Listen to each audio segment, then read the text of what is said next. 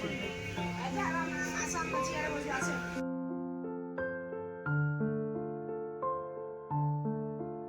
Welcome to my vlog. তো কেমন আছেন আপনারা সবাই? আর আলহামদুলিল্লাহ আমরাও কিন্তু ভালো আছি।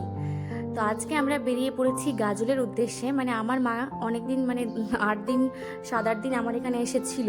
তো মাকে আমরা সবাই মিলে রাখতে যাচ্ছিলাম। আর একটা খুব ইম্পর্টেন্ট কাজ ছিল, মানে মা একটা জিনিস কিনবে। তো বাবা সেটা আমাদের উপর দায়িত্ব দিয়েছিল যে দেখে শুনে জিনিসটা কিনবো। তো ওই জন্যই আমরা মাকে মানে রাখতেও যাচ্ছিলাম আর জিনিসটা কিনে দিয়ে আসবো, একটা এরকম ব্যাপার ছিল। আর সবাই মিলে একটু ঘুরেও আসবো। তো যাই হোক, সবাই আমরা গাড়িতে কিন্তু উঠে পড়েছি। আর মিফু কিন্তু খুব আবদার করেছে যে ও নাকি ডিক্কিতে বসে যাবে আজকে। তো ও ডিক্কিতে বসে যেতে যেতে কিন্তু শুয়েও পড়েছে, মানে ওর খুব কমফোর্টেবল লাগে বলে ডিক্কিতে। আর যেহেতু গাড়িতে এসি চলে তো পেছনে মানে ওর গরম লাগে না, ওই জন্য কিন্তু ও শুয়ে যেতে খুব পছন্দ করে। তো এবারও ফার্স্ট টাইম এরকম করেছে, আগে কখনো করেনি। আগে জেদ করেছে অনেকবার, কিন্তু কোনোদিন ওকে এটা কাজ করতে দেওয়া হয়নি। তো সেই জন্য ও যখন আবদারও করেছিল আর মাঝখানে একটু চাপাচাপিও হচ্ছিল, তো আমরা বললাম ঠিক আছে আজকে তুমি চলেই যাও। তো যাই হোক, আমরা কিন্তু পৌঁছে গেছি গাজলে। আর এখানে মিফুর খুব খিদে পেয়ে গেছে। রাস্তায় যেতে যেতে ওর একটা মানে ব্যাপার যে রাস্তায় যেতে যেতে ওর খেতে হবে। তো ওই জন্য ওকে আমরা মুড়ি কিনে দিয়ে দিয়েছি। আর এখন আমরা কদুবাড়ি মোড় পার হচ্ছি, এখানে জ্যাম্পে আটকে আছি। এবার দেখা যাক কতক্ষণে এটা পার হই, কারণ এখানে প্রচুর জ্যাম হয় আর চারিদিক থেকে গাড়ি আসে। তো আমরা অপেক্ষা করতে করতে যাই হোক সিগন্যাল পাবো যে পার হব। আর আমাদের প্রচুর কাজ আছে, প্রচুর বলতে জিনিসটা নিতে হবে। তো আমি কিন্তু চলে গেছি আগে বিরিয়ানি নিতে, কারণ আমরা এতটাই লেট করে বেরিয়েছিলাম যে বাড়িতে গিয়ে রান্না বান্না করার টাইম ছিল না, মানে 1:30 বেজে গেছিলো। তো ওই জন্য আমি আরসালান বিরিয়ানি হাউসে চলে গেছিলাম। তো এখন গিয়ে আমি বিরিয়ানিটা ঝটপট নিয়ে নিব, কিন্তু এখানেও লেট। এখানেও হাঁড়ি শেষ হয়ে গেছে, মানে আমি আসার 2 মিনিট আগেই নাকি হাঁড়ি শেষ হয়েছে। আর আমাকে দাদাটা বলছে যে দিদি আপনি একটু অপেক্ষা করেন, চলে আসবে 5 মিনিটে। তো যাই হোক 5 মিনিটে হাঁড়ি কিন্তু চলে এসেছে, কিন্তু হাঁড়ি আসলেও দাদা কিন্তু আমাকে বিরিয়ানি এখনো দিচ্ছে না, কারণ দাদা আগে মিক্স করবে, কাটবে, সব কিছু করবে। তো আমি কিন্তু কখনো এর আগে এরকম হাঁড়ি কাটতে দেখিনি, তো ফার্স্ট টাইম দেখছিলাম। তো আমি ভাবলাম যে একটু ভিডিওটা করি কীরকম ওরা ওদের একটা কাটার কিন্তু ধরন থাকে। তো সেটা আমরা পারি না যারা বাড়িতে বানাই, তো ওদের একটা ব্যাপারই আলাদা থাকে। তো সেই বিরিয়ানি নিয়ে কিন্তু আমি চলে গেলাম গাড়িতে। এবার আমরা যেটা আসল কাজের জন্য এসেছি সেটা হচ্ছে আমরা কি কিনবো। তো এই গরমে কিন্তু সবাই এসি কিনছে, ফ্রিজ কিনছে, কিন্তু আমরা কিনবো অন্য কিছু। সেটা হচ্ছে কি, ওয়াশিং মেশিন। মানে আমার মায়ের হাতে একটা প্রবলেম আছে, বেশি কাপড় কাচলে হাত ব্যথা করে। তো আমার বাবা চায় না যে আমার মা আর কাপড় কাচাকাচি করুক, হাত ব্যথা করুক। তো ওই জন্যই বাবা বলছে যে একটা ওয়াশিং মেশিন কিনে দিতে। তো বাবা যেরকমটা বলেছিল সেরকমটাই কিন্তু আমরা একটা ওয়াশিং মেশিন নিয়ে নিয়েছি। আর এখানে দাদা বিভিন্ন কোম্পানির আমাদেরকে মডেল দেখাচ্ছিলেন, কিন্তু আমরা মানে ডিসাইড করেই গেছিলাম যে আমরা কি নেব। আমি আগে থেকে ফোন করে বুকিংও করে দিয়েছিলাম। তো আমরা যতই মানে ওর ডিউটি করছিল, ও দেখাচ্ছিল যে এটা ওটা, কিন্তু আমরা ভাবছিলাম যে না আমরা ওটাই নিব, ওটাই ডিসাইড করে এসেছি। আর যেহেতু আমাদের এখানেও এটা বাড়িতেও সেম জিনিস আছে, তো ওই জন্য কিন্তু আমরা আর কিছু দেখিনি, আমরা ওটাই নিয়ে নিয়েছি। আর এখানে শুধু যে এসি ওয়াশিং মেশিন পাওয়া যায় সেরকমটা না, ফোন, হেডফোনস, এখানে বিভিন্ন রকমের সমস্ত যাবতীয় জিনিস আপনারা পেয়ে যাবেন। আর দোকানের নাম হচ্ছে ওম ট্রেডিং। দোকানটা দেখে আশা করি গাজলের লোক তো বুঝেই গেছে।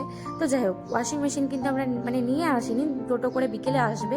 তো আমরা এবার একটু রেস্ট ফেস্ট করবো, কারণ আমরা বাইরে তো প্রচুর গরম, ঘেমে গেছি সবাই মিলে। আর খিদাও পেয়ে গেছে প্রচণ্ড। কিন্তু আমার মা এখন আমাদেরকে খেতে দিচ্ছে না, কারণ আমার মা আগে বাড়ি টাড়ি ঝাড় দেবে, তারপর আমাদেরকে খাওয়া দাওয়া, কারণ প্রচুর নোংরা হয়ে গেছে বাড়ি। তো এখানে আমরা সবাই হাসাহাসি করছিলাম। আর মুস্কান যেহেতু আমাদের সাথে আসেনি, তো মুস্কানকে একটু মিস করছিলাম। যাই হোক, তো মা এখানে ঝাড়টার দিচ্ছিল। আর আমরা নুরেশা পিসি, এটা আমাদের নতুন পিসি একটা, যাই হোক আপনারা দেখেননি। তো এবার যাই হোক ঝাড় দেওয়া হয়ে গেছে। আর আমি কিন্তু বিরিয়ানি নিয়ে চলে গেলাম ঘরে, কারণ মিফুর প্রচণ্ড খিদা পেয়ে গেছে আর আমারও খিদা পেয়ে গেছে। তো আমি চিকেন বিরিয়ানি নিয়েছিলাম। তো এবার আমি ডিম সিদ্ধ করে নেব, কারণ চিকেন প্লাস এগ বিরিয়ানি হয়ে যাবে তাহলে।